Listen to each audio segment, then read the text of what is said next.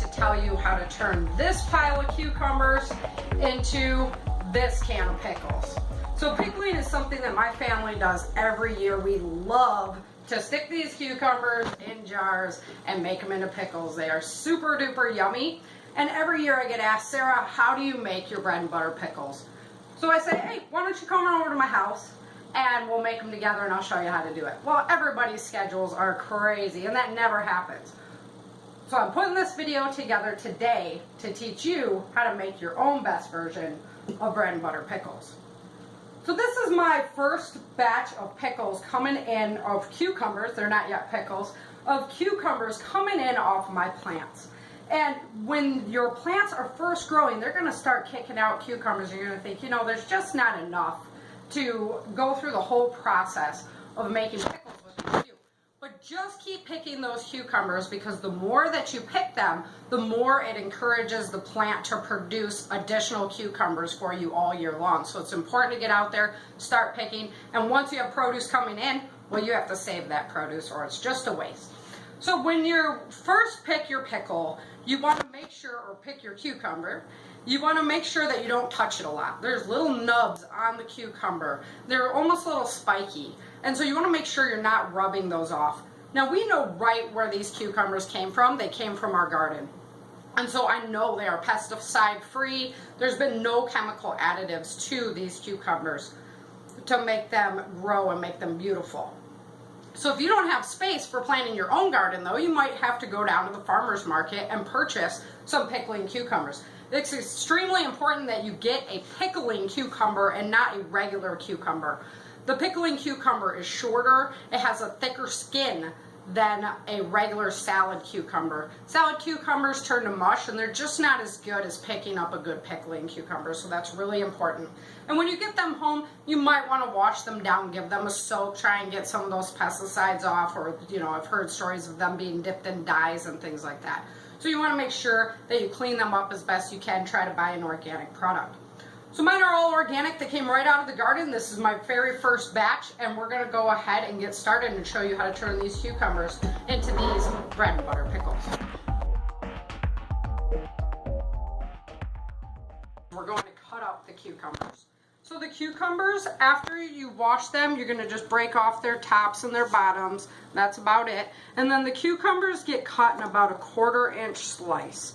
You want them thin enough that they're going to taste good on a hamburger, but thick enough that they're going to hold their form, they're going to hold their crunch for the long term. You're going to go ahead and discard the little nubs. You don't want them in there. They just, you know, they're not very classy. You can put them in there if you're the only one eating them, but we go ahead and feed them to our chickens to recycle them. You can put them in your compost pile or figure out your own way to recycle the nubby ends. I also include onions in this brining process, so onions get sliced up. I'm going to do, the original recipe that I follow is my husband's grandmother's recipes. And you know how everything was back then. A pinch of this, a little bit of that. Well, it calls for a gallon of pickling cucumbers. So what is a gallon of cucumbers? So I generally go by about 12 medium cucumbers. So I add 1 onion to 12 medium cucumbers. And we're also going to add a 1/4 cup of salt to those 12 cucumbers. So what I'm going to end up doing over the process to create this brine is we're going to put a layer of cucumbers in here. I'm going to do all 12 and make this a whole layer. And then I'm going to take my onion slices, cut them in half, and I'm going to put the onions over the top of the pickling cucumbers as well. And then we're going to go ahead and just sprinkle that 1/4 cup of salt across it. We're going to keep continuing the process until this fills up. Then we're going to put the lid on and let it sit for 3.5 hours. Cucumber or onion all cut up. It's all been salted, and I am now crying from the onions. We're going to go ahead and put the lid on. And we're just going to shake it. Make sure the lid doesn't fly off. That really sucks when that happens. And then we're just going to let it sit. And we're going to give it a little shake about every half hour or so. It doesn't really matter if you do more or less, but about there. I'm going to let it sit for 3.5 hours, and I'll see you back here then.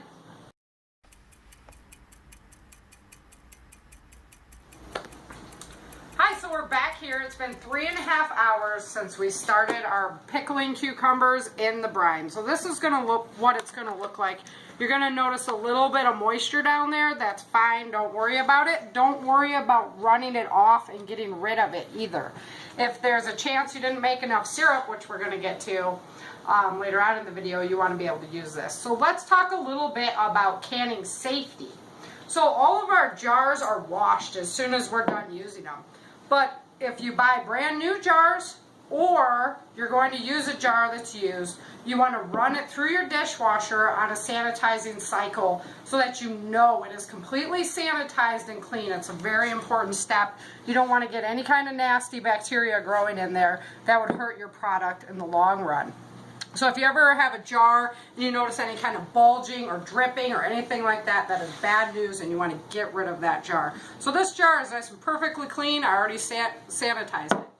I have my patented patter here with me to help me out because this is a stage that we always do together. So I'm going to use my canning funnel, and that's how we're going to get the cucumbers nicely into the jar. The cucumbers taste pretty good at this point.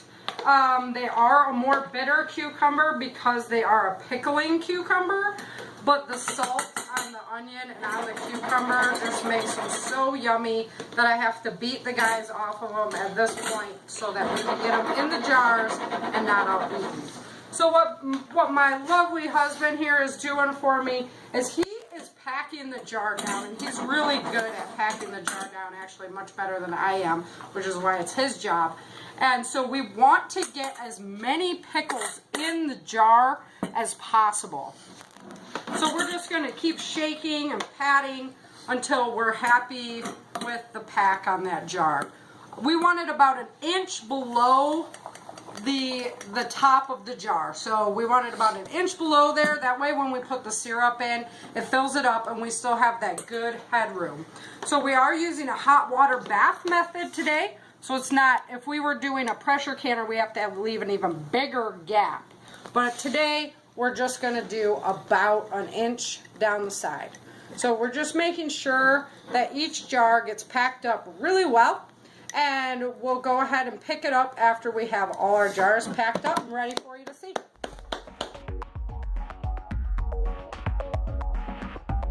As you can see, we got them all the pickling cucumbers in the jars now. They're all packed in tight. There was only 4 quarts worth.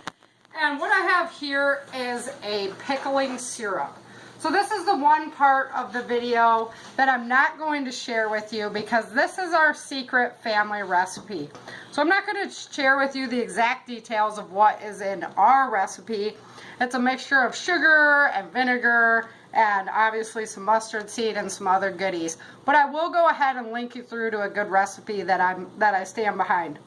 So this is the syrup that we use, and we're going to go ahead and just fill each one of the jars up to our line. We want that nice lip sitting there so that we don't put too much liquid in there and then it would boil out while they were being canned. And we don't want that to happen. You'll notice that I always do it on a towel because the syrup gets really sticky. And if you get it all over your counters and you know, it has some yellow colors in there, it can just make a mess everywhere. So we want to make sure that doesn't happen.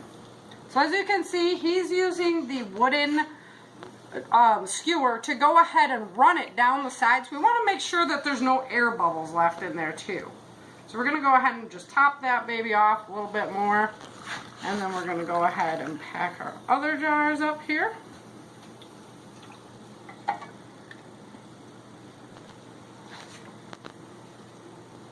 Okay, and now that we have the one jar packed, let's go ahead and put a lid on it just so we can show the folks at home how we do that, and then we can go ahead and show you how we get them in the cans.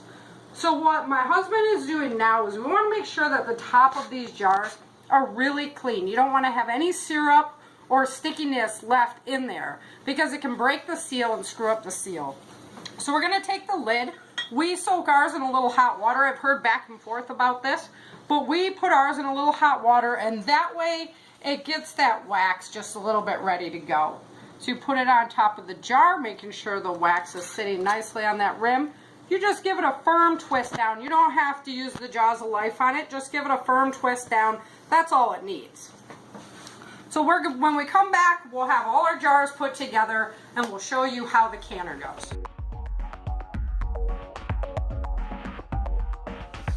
Here we are now. We have our jars all ready to go in our canner. This was the leftover pickling syrup that I had, and I just put it in a quart jar like this, and I'll stick it in the refrigerator. And the next time we go and collect a bunch of cucumbers, I'll use this solution up first, and that way, you know, I preserve. It's really expensive to keep buying the seasonings over and over again, so this way we preserve it and we don't waste it. So let's go ahead and get our jars in the water. In your canner, in your hot water bath canner, you want to make sure that there is enough water in there that once it goes in, it's going to come up 2 inches over the top. Now you might have noticed something floating in there, and that would be a little plate that we use so that the jars don't bounce around and smack into each other. One thing about when you're using used jars is you want to make sure that your jars have not developed microfractures in them. If they have, you're going to find out real quick, because when they hit that water, they are going to explode, and you'll be awfully bummed out because all that work you just did will now be blown all over the canner. So as you can see, the water is just barely over the top. I'm pretty happy with that level. I'd like it to be about 1 inch over the top, but I tell you what, when you put the lid on this sucker and it gets rocking, it's going to do just fine. So we're going to go ahead and put the lid on it. We're going to leave it in there for just 20 minutes, and then when it's all done, the pickles will be canned, they will be sealed, and they will be ready to store. So we'll come back after we're done and show you the final product, and hopefully we'll get to hear some good popping. Oh, we've turned off the heat. We're ready to take our jars out. And it is going to be dangerous. One of the things that I wanted to mention about doing hot water bath method of canning is you can only do acidic foods by this method.